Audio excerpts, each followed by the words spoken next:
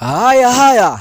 Inaitwa ni finali. Wanabisha kule kwake Kilome. Kilome anabisha kule kwake, anamtafuta nani? Lakini Mayani wanakata. Wanasema Waswahili wanasema kutangulia sio kufika. Kumbuka msikilizaji, ilikuwa ni first half.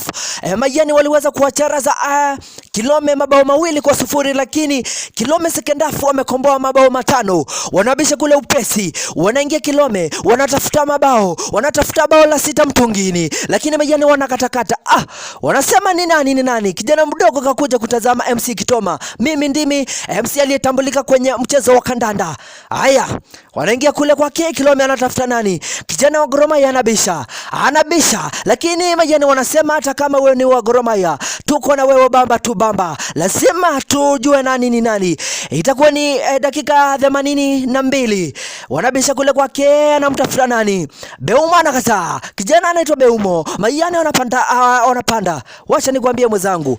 Kumbuka Kilome walitandikwa mabao 2 kuanzia first half. Lakini second half Kilome wamejikaza kweli. Vijana wanajituma. Namuona principal. Haya, wanaingia kule kwake. Anabisha upesi. Anaingia kule kwake, nani anamtafuta? Anapotea. Namuona principal kwa mwingine anasema vijana wangu wamejikaza kweli. Kumbuka msikilizaji, hao vijana wote wa Kilome ni wanachezeanga klabu ya Shangala FC Juniors. Haya, wanabisha kule kwake. Itakuwa ni mpira wa kurusha kwa faida ya Kilome. 2-3.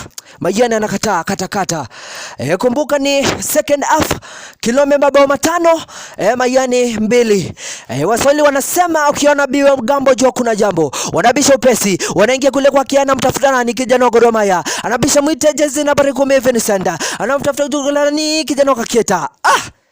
Vijana wa Mayani wanajituma kweli. Iliali wako na mabao 2, lakini wanasema mambo ni halu. Naona mashabiki wote wamejana furaha tele.